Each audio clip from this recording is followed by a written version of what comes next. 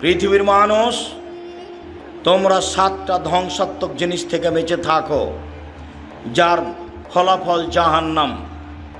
1, আশিরকু বিল্লাহ, আল্লাহর সাথে শিরক করা। দেখেন সিরিয়ালে 1 নম্বরে আছে। 2, অসেহর, জাদু করা। জাদু কিন্তু শিরক, জাদু করাও শিরক, জাদু দেখাও শিরক, ওটা হলো ভেলকি। 3, কাতলুন নাফস, মানুষকে হত্যা করা। 4, আকলু রেবা, সুদ খাওয়া।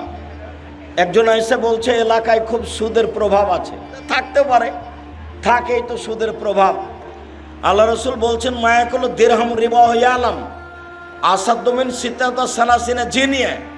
কেউ যদি জেনে শুনে 1 টাকা সুদ খায়, 36 বার জেনা করে যত পাপ হবে, 1 টাকা সুদ খেলে তার চেয়ে বেশি পাপ হবে।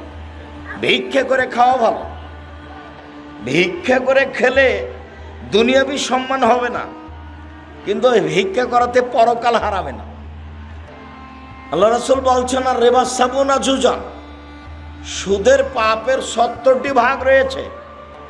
ছোট ভাগ হলো মার সাথে জেনা করলে যেমন পাপ হয়, তাহলে মার সাথে জেনা করা কি স্বাভাবিক পাপ? এটা হলো সুদের ছোট পাপ। উঠার সময়তে এইভাবে কান ধরতে হবে এ কথা নয়, তো সামাজিক মজবুতের জন্য কান ধরে বলবেন জিন্দেগিতে আর কোনো দিন সুদ নিব না, ব্যাংকের লেনদেন বন্ধ করলাম, ডিপিএস বন্ধ করলাম, আপনার ওই কিস্তি তোলা বন্ধ করলাম, প্রয়োজনে ভিক্ষা করে খাবো। ভিক্ষা করে খাবো কেন? দিন মজুরি করে খাবো, মানুষের বাড়িতে কাজ করে খাবো। শিরকের পরিণাম নিঃস্ব,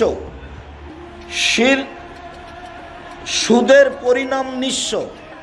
সুদ খেলে আপনি নয়, আপনার ছেলে নয়, আপনার নাতি ভিক্ষুক হবেই, ওকে হতে হবে। আল্লাহ বলছেন ইয়ামহাকুল্লাহু রিবা ইউরবি সাদাকাত, দান মানুষের টাকাকে বাড়ায় আর সুদ মানুষের টাকাকে কমায়। অতএব টাকা এক সময় কমবেই, কাউকে বলা লাগবে না, তার নাম সুদ। 4র্থ মহাপাপ হলো সুদ খাওয়া। 5ম মহাপাপ হলো এতিমের মাল খেয়ে নেওয়া। 6 নম্বর হচ্ছে যুদ্ধের মাঠ থেকে পালিয়ে যাওয়া। 7 নম্বর হচ্ছে ভালো নারীর ওপরে অপবাদ লাগানো যে খারাপ মহিলা। এই 7টার বিনিময় হলো জাহান্নাম।